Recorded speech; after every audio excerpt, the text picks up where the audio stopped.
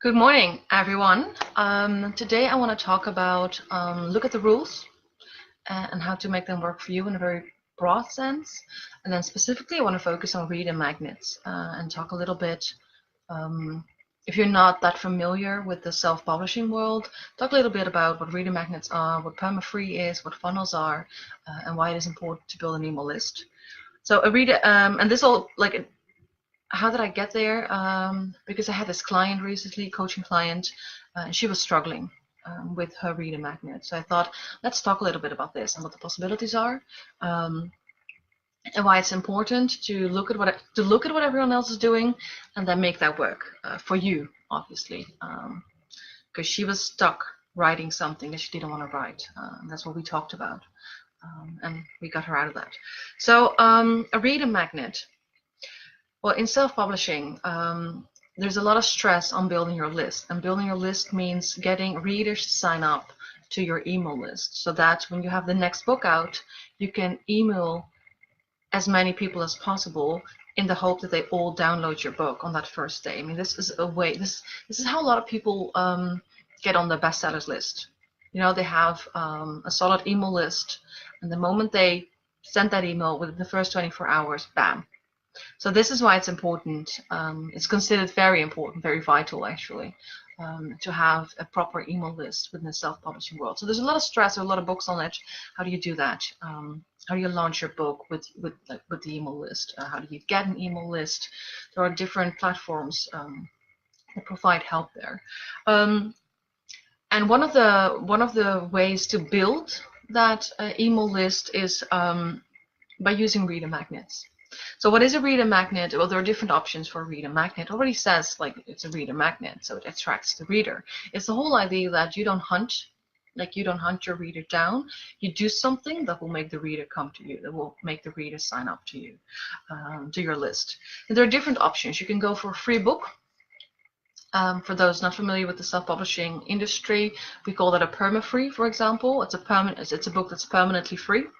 And you see that a lot on Amazon and Kobo, especially when people write series, or maybe even standalones that are somehow still connected or very much the same genre. For instance, young adult novels, are all standalone, that are all standalone books, but they're all in the same, like they deal with the same issues. For example, you can always give away your first book for free. So the perma-free, that's one of the ways that people use a reader magnet. Although interestingly, if you use a free book, so when I say free book, I don't mean like a novella. I mean a proper novel. When you use a free book as your reader magnet, what you get is you have your perma-free. That's how you get people to read your work. It's free, so they'll check it out. You know, they just click, instant buy, click.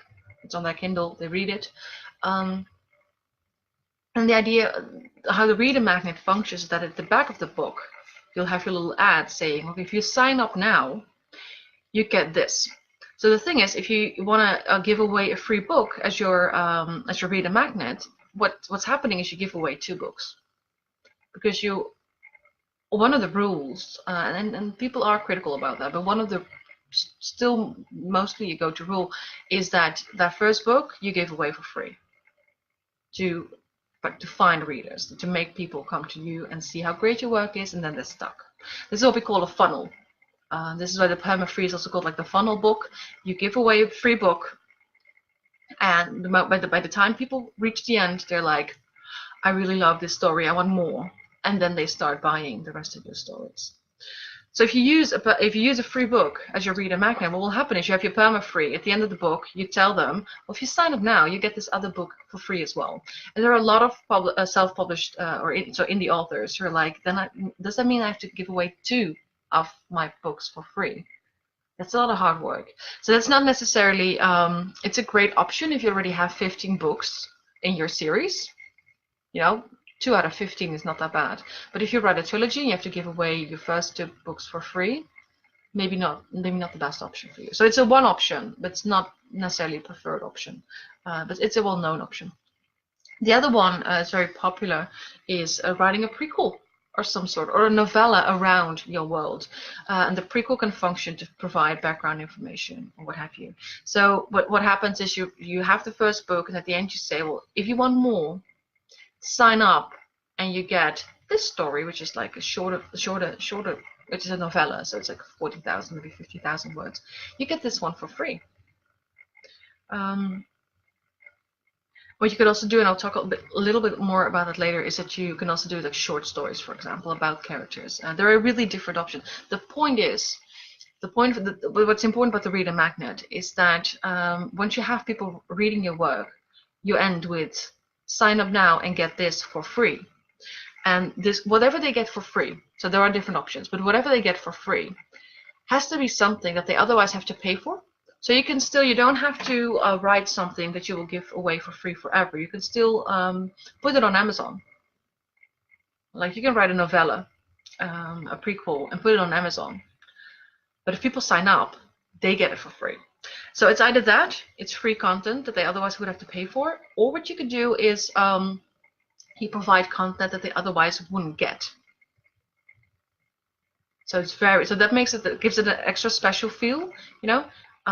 If you sign up now, you get this, and no one else has this, and that gives people a very like sort of special, like, oh, so that will belong to the club. So if they're really fan of your work, they will sign up to the work. So there are different options there, and as I said, I will talk a little bit more about short stories later. So I had this client. And she's also like, I know her via the one of the self-publishing platforms that I'm on Facebook, and she was really stuck writing a prequel.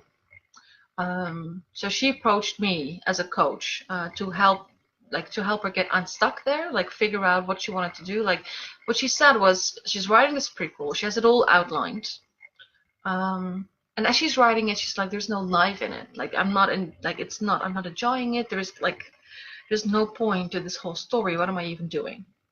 So if a client approaches me for coaching, I always have like half an hour intake to see like whether we click, whether I can help them. And already during the intake, we realized, she told me that what she wanted the prequel to reflect on the events of the third book, but she hadn't really figured out the third book yet. So this is where we started. So we decided, okay, we'll plan 2 sessions. First session, we'll talk about the third book. So I asked her a few questions. And then the second session, if you still need it, if you're still stuck, we'll talk about the prequel. So in the first session, we talked about we brainstormed about the third book. And as we were brainstorming that, she became really excited, like about the possibilities and what we were talking about, what she could do with it.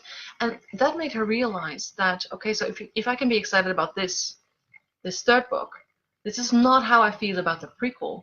So I really don't think I should write a prequel. So I really don't think I should be writing that prequel, because it's not like how excited I am about this. It's nothing compared to how I feel about the story that I feel that I need to write as a reader magnet. So we started talking about other ways to do reader magnets, because she was still, even though she didn't want to write the reader magnet as the prequel to her story, she was still like, I have all this information now, and I do think there is some really interesting background information that I would love to provide to my readers. And that's how that's how we got talking about short stories. And she never thought of that as an option for the reader magnet. So I gave her the example of Cassandra Clare. I don't know if you know her. She's traditionally published, and she's known for the Shadowhunter series. It's now on Netflix. If you read the series and you love the series, don't go to Netflix, okay? Because or do, please. No. Let me rephrase that. If you love the Shadowhunter series, and you care about writing, look at the Netflix series, at the whole thing. Do it, and then write down somewhere, if I ever go the traditional route, I will never ever give away my film rights like this. Just do it. Another lesson within this lesson, because I do watch it mostly because it gives me great love, and it's like the perfect example of, oh, okay, so in the series, this character lives happily ever after. Okay, well, we'll kill her then. And that's just one minor example. Like with everything, they're like, oh, so this is how it happened. let's do the other way around. And I'm very like, I'm not. People think that as an editor and as a writer and as a reader, I'm very critical about adaptations, and I'm not that critical actually. Like I believe, like this might be blasphemy to some people, but that the Daniel Radcliffe wasn't wearing contacts, like colored contacts, during the filming of all these books. I'm fine. Like I don't. That doesn't do anything to me. Like I have friends who are like, he didn't have the right eye color. Yeah, no, I totally get some of those. I totally get some of those things and how they can be issues and how they get solved. Or for instance, I know one of the films, one of the characters says something that another character was supposed to say, and while I was watching it in the theater, I was like, oh, why did that happen? But in the end, I was like, oh, that makes sense because they also changed this bit around, so now it's still like for the character arc, it's perfect. So I'm very forgiving in that sense. Not with this series, it's a disaster. And they also like they filmed the first book, City of Bones. Same thing. It's a disaster. It's awful. It's really awful to watch. Anyway, she's still like Cassandra Clare. Is, even though I'm critical, as I said, I do love her world, and I do love what she created. So what she has this world. She created this sort of fantasy world. It's urban fantasy, a young adult urban fantasy. So it's a parallel world that sort of intermingles with the normal world.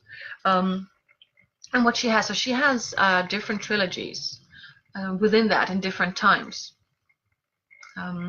So you keep, that's a great thing. So you keep reading. It's one of the reasons why within self-publishing, people tell you, if you can, write a series, because people love series, and it's true. I already know. So she's now in her. And that's the thing. Like she wrote the trilogy, and then she realized, oh, I can turn this into 6 books. So I never know what to call that. But you can read it. Like you can read. She was sort of like, finishing the story, and then, oh wait, I can put another trilogy. So it's a double trilogy. That's the main story. So that happens in a particular time frame. So that's the Mortal Instruments. And then you have the Infernal Devices, which happens like 100 years before that. And now she's writing the Dark Artifices, which is after the big, like a few years after the 6 books. And there will be another trilogy about the children of those who lived like 100 years ago. And I already know, like, that's when she's gonna stop. And I'm already like, no, that's not. I get that. At one point, you want to do other things, but for me, as a super fan, I'm like, no, I cannot imagine that.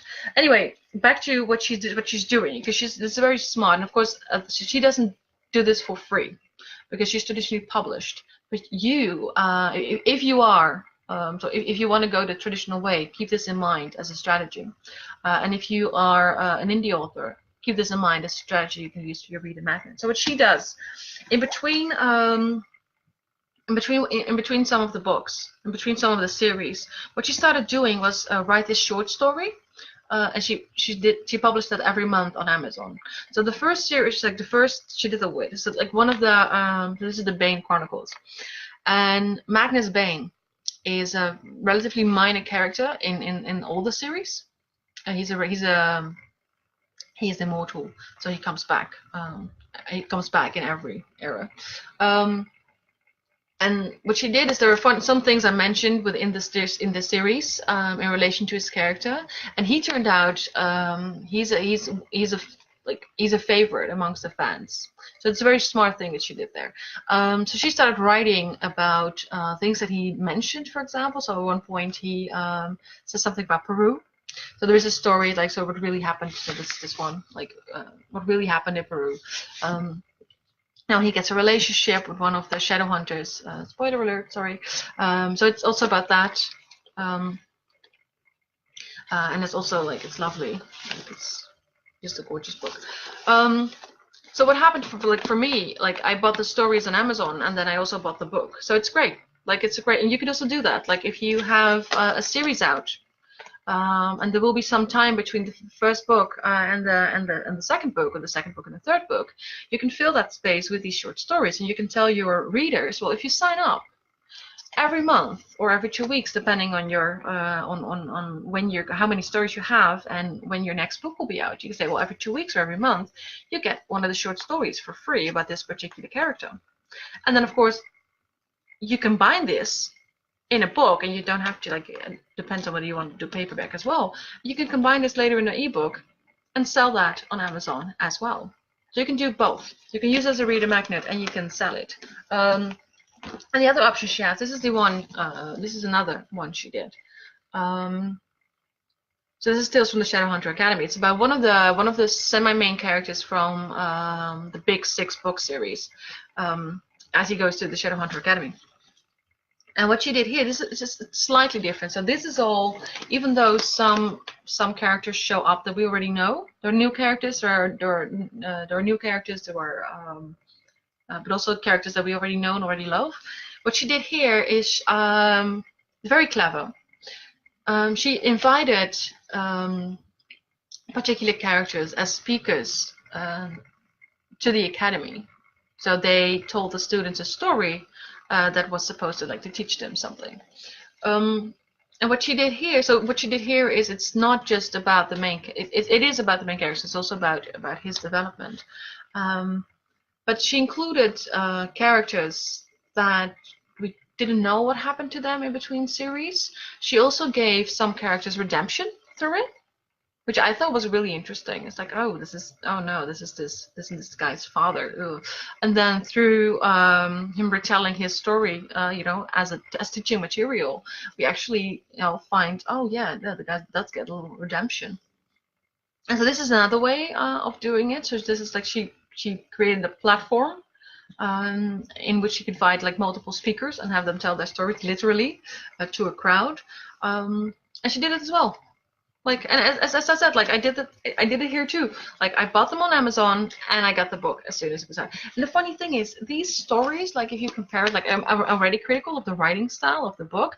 I don't even really, like, I enjoy the stories, but they're not that well written. And it's traditionally published. And of course, I know I am an editor, so I am very critical. But still, I still love it. I still buy it. So imagine if I bought each one of these, if you can see. Can you see that? Not really. Because it also has the artwork in it.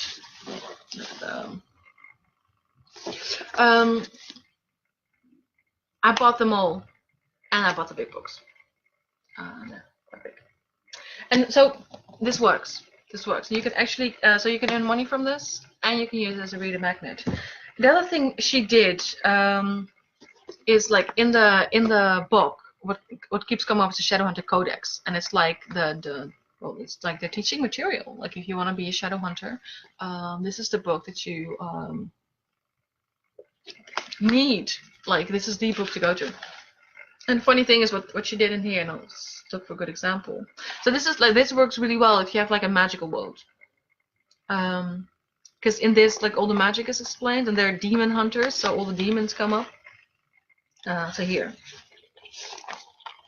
demonology. So they discuss all the demons. And what's funny, what she did here, and this is, like, I think this is a really great way to create super fans, is that this is supposedly the book of one of the characters. So what you see, that you can see, like, all the writing that she did as she was going through the book, but also then, like, her friends and her co-students or whatever, like, getting the book and then commenting, like, you can see that here, like, commenting on it. So yeah, this is really a way to make people connect to your world. So this is another option. If you want to give something away for free. And then, of course, you can also sell this. So don't think of the reader magnet as something that is only for free. Like, you can also sell this, but what you do is, you can buy this on Amazon. It's a great book. It's really fun. But if you sign up now, you get it for free. That's how the reader magnet works. So that's basically what I wanted to talk to you about today. Is that especially in the I mean, as you see, like, in the traditional world, This is what I'm referring to. In the traditional world, in the traditional publishing world, we use the same tactics. And if you are an indie writer, you can use the same tactics. But the point is, for this client that I was working with, as soon as I started talking about short stories and the possibilities there, because you can, like, if you're writing, when you're writing, like in the different drafts that you have, you'll at one point send the draft out to beta readers. Maybe you have to talk, like, I'm not sure whether everyone is doing that yet, but that's a really clever way to get really good feedback on your story. So I might have to talk about that at some point. I did the same with my work, and what you see is you'll have people falling in love with some of the characters. So for instance, in my own work, and I write a young adult fantasy fiction, there is this one character, and people really love him. And then at one point, you get comments like, "Oh, that's so typical of this character," and I'm like, "You're halfway through the book. It's not even a finished book, and you already know this character so well." So I already know that at one point I'll be writing short stories about this particular character, because even my beta readers, they love this character. So you use that information. So as soon as we started talking about short stories, she was like, "I can do that. That sounds way better." And that's really a great way, like, to keep it small. Like a novella is, as I said, like 30, 40, maybe even 50,000 words. Short stories can be anything between, I don't know, 5,000, 10,000 words. So if you do have these, when you're writing, you're really enjoying a particular scene, or you're really enjoying a particular character, like, "Oh, I wish I could tell something more about this character," you can do that. Pick an event. Maybe an event is referenced in the book. If you want to provide more information on that, write a short story about that and offer that to your people, to your readers, for free if they sign up. And then once you have a nice collection of short stories, you bundle them up, you put them on Amazon, and you sell them. And you have a different revenue stream for your series, for your world, the world that you're building. So my main point is, if you do want to write a prequel, do it. Do it. If you love writing the prequel, if you do have this story in your head, you're like, "Oh, this is going to make a great prequel, it's going to work really well," do it. But don't get caught, caught in that it has to be like a whole free book, or it has to be like a novella. No, this is like, especially the short stories can be really useful if there is some time between the different books coming out, because you keep the reader with you, you keep them engaged, you keep them coming back, and you provide content to them that they otherwise wouldn't get or would have to wait on. Especially with this, like, you can wait on this book, but of course you want this. If you're a super fan, you want the story the moment it gets out. You don't want to wait for the big book to be published. You want it out. And if you're a super fan like me, especially because these, as I said, these are all, like, they have artwork in this. You also want the book. And another great thing.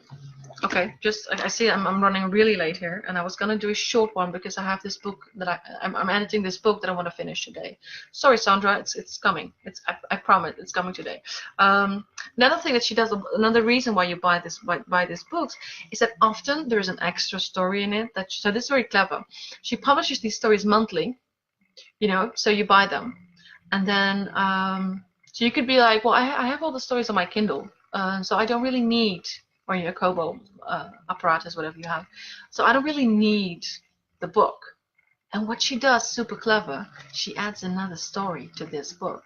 So now, as a super fan, you have to pay for this book because there's extra content in it. Really clever. Keep that in mind when you're planning your marketing.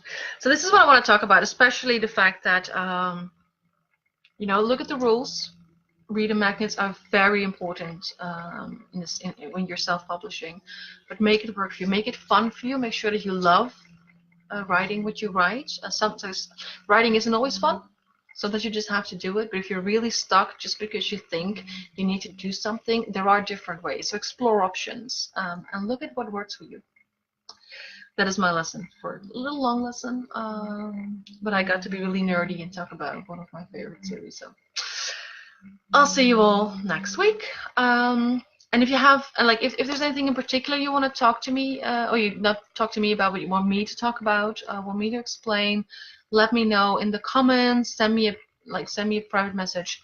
whatever. I mean, this is, as I said, like I wanted to make this interactive. So if there's something in particular that you're like, I keep stumbling over this, or I hear a lot about this in the indie world, ask me and I will provide answers. Or maybe not necessarily answers, as in like there's not one truth, but I will reflect on it for you and show you hopefully some ways that you can like turn this into something that works for you as well. Okay. Have a great week, everyone. Bye bye.